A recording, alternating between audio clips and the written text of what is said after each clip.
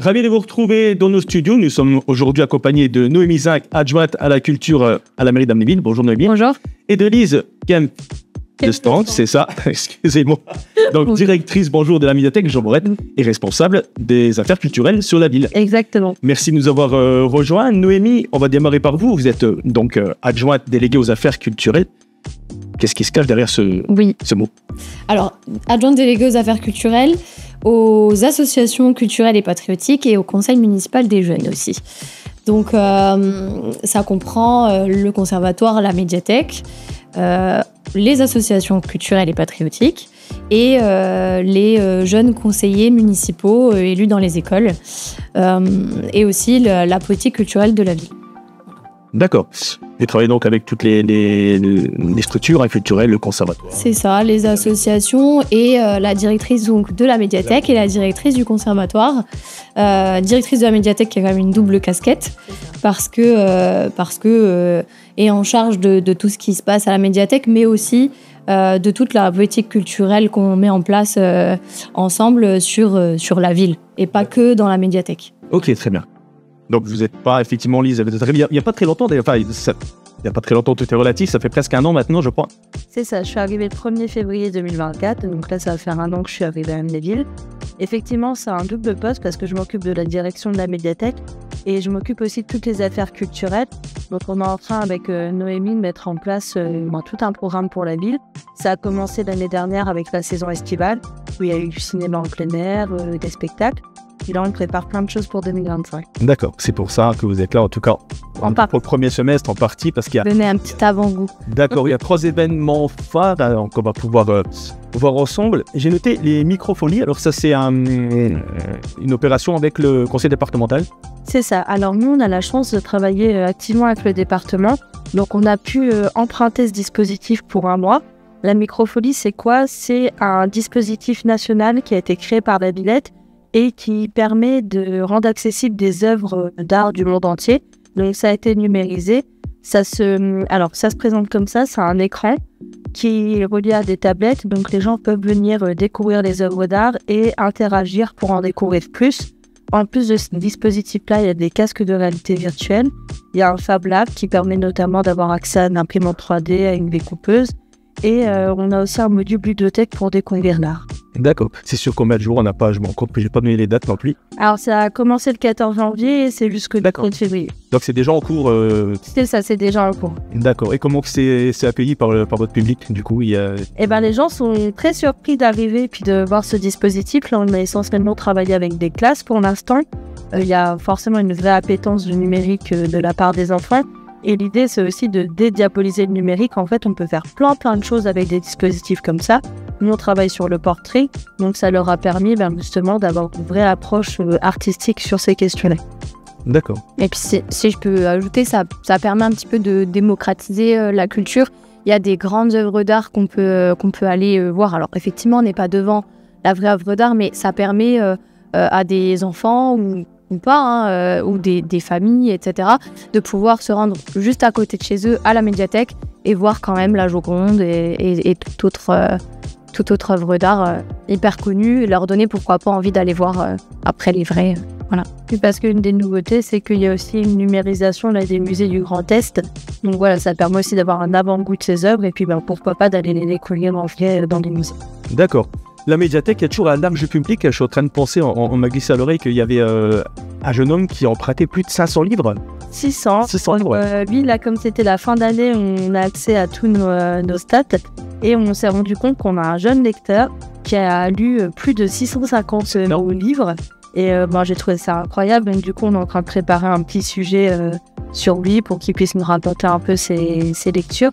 On a de la chance d'avoir des grands lecteurs. Donc, quand les jeunes ne lisent plus, c'est faux en fait. Alors, moi, justement, je sors juste un petit peu du circuit. J'ai une question qui m'arrive.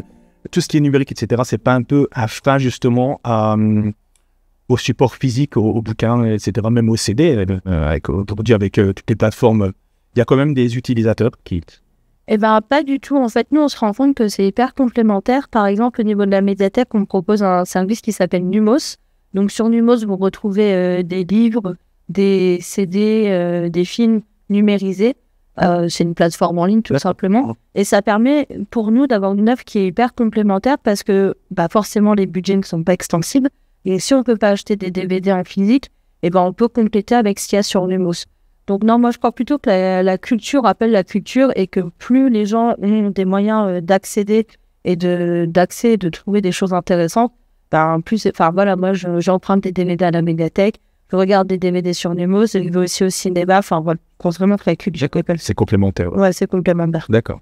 Et justement, pour compléter ça, on va avoir d'ici peu de temps, dans un mois, une nouvelle collègue médiateur numérique pour justement permettre de, comme disait Noémie, aussi de démocratiser un peu cet accès-là parce qu'on se rend compte que c'est pas toujours évident, notamment pour les seniors. Donc nous, on a aussi un rôle à jouer pour combler les électronismes et justement permettre aux gens de pouvoir utiliser un ordinateur, un téléphone portable et de montrer que les jeux vidéo, c'est super chouette et qu'il y a une vraie culture vidéoludique et qu'on peut faire plein de choses autour de ces questions-là. D'accord. On fait beaucoup de choses à la médiathèque. Oui. Et si vous y allez, vous pouvez voir que j'aime dire qu'elle s'est refait une beauté parce que c'est un lieu hyper vivant. Il y a toujours des expositions dans l'entrée. C'est hyper chaleureux. On sent qu'il y a une vraie vie dans la médiathèque. Et donc, on a plus cette image qui est des fois un peu dans la tête des gens de la bibliothèque où c'est très calme, où il ne faut pas... Voilà. Et non, on a des espaces conviviaux où on peut du coup servir un café. On essaye de vraiment faire en sorte que les gens aient envie de s'installer là et d'y rester. De moderniser pour lire le livre et passer un vrai bon moment dans un endroit qui s'y prête bien et pas froid. D'accord. Ouais, puis c'est un lieu où on se croise aussi finalement, on n'en a plus tant que ça. Donc l'idée c'est ça, c'est comme tu dis, on peut s'installer, on peut se croiser, on peut discuter, on peut échanger et autour de la culture ou d'autres choses. Et c'est vrai qu'à Amnéville, on a cette chance d'avoir une commune chaleureuse où les gens se connaissent. Donc, souvent, t'es là, salut, ça va. Voilà, il faut que c'est chouette. D'accord. Donc, un espace, on va dire, rénové et un nouvel espace qui va être créé avec le conseil municipal Junior Noémie. C'est ça. Alors, la médiathèque fête ses 20 ans le 25 février. Et on a profité de cet événement pour faire l'inauguration, justement, de l'espace ado. C'est un projet qu'on avait donc avec Lise et avec le conseil municipal des jeunes. Ils ont une vraie demande d'avoir un lieu à eux. Alors, pas que pour le conseil municipal des jeunes, mais pour les ados de la ville. Lise a commencé un travail génial avec le collège, voilà, les jeunes. On a déjà commencé, même que cet espace n'est pas encore créé, à avoir un lien avec ces ados, à essayer de les accrocher et de les faire venir du coup dans ce lieu qui est la médiathèque. Mais aujourd'hui, ils n'ont pas un endroit à eux. Et on sait que les ados aiment bien s'identifier à un endroit qui est un peu cool, à leur image qu'ils ont imaginée. Donc il y avait personne d'autre de mieux placé que les CMJ pour penser cet espace ado. Donc on a fait tout un travail avec eux et le personnel de la médiathèque. On leur a imposé un budget. Alors on a imprimé en fait des prix, etc. Parce qu'il faut qu'ils se rendent compte aussi que la ville n'a pas le budget extensible, qu'il faut toujours respecter un budget quand on a un projet, que le mobilier est cher. Ils se sont tous étonnés des fois du prix de plantes ou de poufs. Voilà, je me permets, parce que nous, c'est sûr qu'on a des contraintes aussi. Il nous faut du mobilier inifugé. Enfin voilà, il y a aussi des normes. Ah oui, avec donc oui. C'est un budget très cher, oui. Ouais, c'est ça. C'était aussi un peu un contact avec la réalité que c'est ça. C'est complètement ça, parce qu'ils ont vraiment beaucoup d'imagination. On a fait des brainstorming où on leur a demandé d'imaginer tout ce qu'ils voulaient dans leur endroit idéal et leur endroit parfait. Donc, on a dû les recadrer entre le rêve et la réalité et les moyens. Mais ils se sont bien prêtés au jeu. Ils ont bien compris qu'effectivement, il y a une réalité. Et ils ont géré le budget.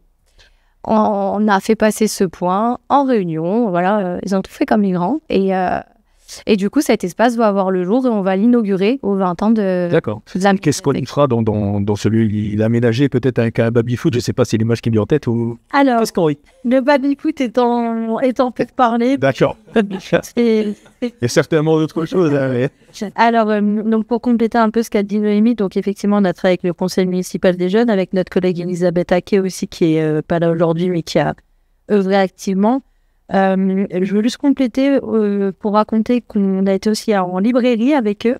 Donc, on a fait le train jusqu'à Metz, à la librairie Mommy, qui est une super librairie spécialisée dans tout ce qui est manga, BD. Et ils ont dû choisir eux-mêmes les collections. Ah oui. Donc ça, c'était vraiment chouette. En plus, on a essayé de leur expliquer qu'en fait, une bibliothécaire, c'est acheté pour les autres. Donc, entre ce que nous, on aime et ce que les gens aiment, il y a un petit... il y a un petit décalage. Voilà, il y a un petit décalage. Et ça, c'était hyper chouette. Alors, qu'est-ce qu'on va en faire ? Donc, moi, j'étais très étonnée parce que, tu vois, tout à l'heure, on parlait du numérique. Et quand on a fait ce brainstorming, je pensais qu'ils allaient me dire on veut des consoles, etc. En fait, ils voulaient de la douceur. On a des ados qui veulent de la douceur. Et ils voulaient des plaids. Ils voulaient être pieds nus. quelque chose de très cocooning. Ouais. Donc là, on va aller leur acheter des plaids. Et il y aura... C'est moins cher qu'à baby-foot. C'est moins cher, même si j'espère que il y aura quand même une borne d'arcade, normalement, pour le côté numérique. Il y aura des gros poufs. Il y aura aussi des collections, par exemple, pour tout le public dyslexique. Donc, c'est des collections adaptées. Donc, c'est aussi une volonté d'inclusion par rapport à ces enfants qui ont toute leur place à la médiathèque. Il va y avoir aussi un fonds documentaire parce que, en fait, il n'y a pas qu'Internet et puis il y a plein de livres documentaires hyper intéressants. Donc voilà, ça va être très confortable, très cocooning et ça va être aussi un lieu participatif. J'ai suggéré qu'on fasse une zone sans portable. Là, j'ai un peu bidé pour l'instant, ils sont pas... Ça va être un flop. Ils sont pas d'accord. Et puis voilà, l'idée, c'est que ça évolue. Et alors là, je peux pas trop en dire, mais normalement, c'est aussi un espace qui va être parrainé. Voilà, par un auteur et voilà, j'espère que ça va se faire parce qu'on a un chouette parrain. Bon, croise les doigts. On croise les doigts. Faudra se donner rendez-vous pour cette inauguration parce qu'on prévoit plein de... Ouais, j'allais en parler. De choses qui va se passer pour ces Nathan. Bon, il y a peut-être des choses que vous n'avez pas dévoilées encore aujourd'hui, mais est-ce qu'il y a on peut avoir des petites infos? Alors oui. Là, on a un super projet qui me tient vraiment à cœur. On travaille avec Robert Vargard, qui est un photographe que plein de gens connaissent. Et il est dans nos locaux, là, tout le mois de janvier. Peut-être que certains d'entre vous l'ont vu. Des fois, il est accompagné de son petit chien. Et en fait, il fait des photos de nos usagers. Et comme disait Noémie, voilà, on essaye aussi de sortir de cette image. On lit à la médiathèque. Évidemment, on lit. Et c'est hyper important, mais on fait d'autres choses aussi. Donc, il essaye de rendre compte de tous nos usages et aussi de toute la multiplicité des gens qui viennent. Le problème, c'est que le projet à la base, c'était 20 photos. Et là, on se rend compte qu'en fait, on aurait pu en faire 2000 parce que c'est riche. Ouais, c'est riche et puis les photos sont hyper belles. Donc voilà, dans 2 semaines, on doit choisir ce qu'on expose. Ça va être difficile. Il a fait des photos des CMJ hyper chouettes. Donc, il y aura cette exposition, il y aura une inauguration. Là, les CMJ sont en train de travailler sur comment ils vont présenter leur espace ado. Je peux dire qu'il y aura un énorme gâteau. Bon, il s'agit de tester, mais il va y avoir un super gâteau à l'étage. D'accord. Puis plein d'autres choses. Voilà, ce sera l'occasion de voir à quel point, pour ceux qui peut-être n'ont pas encore mis les pieds à la médiathèque parce qu'un peu timide, peut-être un peu, avoir l'impression de pas trop savoir ce qu'on peut y faire ou ce qui peut nous intéresser là-bas. Franchement, s'il y a des visites guidées, on va présenter tout ce qui s'y passe et je pense que beaucoup pourraient être surpris de la multitude en fait d'activités qui est proposée. D'accord. Voilà. À renouveau, on va dire, un bout de 20 ans, voilà. Non, on a la chance, franchement, à Milly, on a une très très belle médiathèque, c'est un beau lieu, les 20 dernières années étaient hyper chouettes, il s'est passé plein de choses. Je ne sais pas si c'est forcément un renouveau, mais voilà, c'est un nouveau chapitre, c'est fait une petite beauté. On va dire ça comme ça. Ce sera pas, alors, en février, on n'aura pas encore tout, mais l'idée c'est ça, c'est de lui redonner un petit peps pour repartir pour 20 ans. Bon, c'est ça. Eh bien, merci beaucoup. Je ne sais pas s'il y avait d'autres choses à évoquer. Je veux bien faire un tout petit point pour la semaine de la petite enfance. Alors, ça, c'est aussi un projet qui me tient beaucoup à cœur parce qu'on a l'impression que les bébés n'ont pas leur place en médiathèque et c'est faux. C'est hyper important d'associer les enfants et la lecture dès le plus jeune âge. Donc là, il y a une semaine nationale, la semaine de la petite enfance, et on y participe avec le service enfance. Donc, on va faire plein de choses un peu différentes.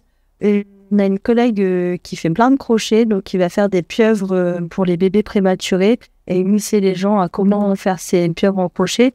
On va avoir du chant prénatal. On va avoir des... c'est ça, du chant prénatal pour faciliter le lien entre les parents et l'enfant. Okay. Ce sera soit pour les enfants à naître, soit pour les enfants qui viennent de naître. Les deux sont conviés. Il va y avoir aussi des bancs de lecture pour les bébés. On a une créatrice qui va venir créer des jeux spécialement pour les bébés. Enfin voilà, ça va être chouette. Bon, on sera là pour voir ça. Encore un bel événement. Avant plein d'autres qui se préparent. Bon, on va pas tout dire quand même. D'accord. Ça fera l'objet d'une prochaine émission. Oui, parce que là, on a beaucoup parlé de la médiathèque, mais c'est vrai que on va faire rayonner la culture à amener. Bien sûr. On se prépare une saison culturelle. Ça, une vraie saison culturelle. Ouais. Alors, je pense qu'on peut déjà le dire, on va revenir pour la saison estivale, on va refaire des choses en extérieur. Espérons que cette fois-ci, on n'ait pas à annuler. Mais que le temps soit la partie. Là, on n'a pas eu le temps avec nous cet été et c'était un peu dommage. On avait vraiment des beaux événements en extérieur. On se sert beaucoup du parc municipal parce que c'est vraiment un lieu de rencontre et c'est un magnifique lieu. Donc, on va là où les gens sont déjà et comme ça, ça leur fait découvrir tout un tas d'activités. Mais on a eu beaucoup de contraintes de météo cette année, notamment le cinéma en plein air. On s'est replié et on l'a fait dans le Palais des Sports, mais voilà, on espère quand même que cette fois, on pourra être vraiment en plein air. Faites une danse au soleil. On fait ça jusqu'à l'été. Merci beaucoup, les filles. Merci à vous.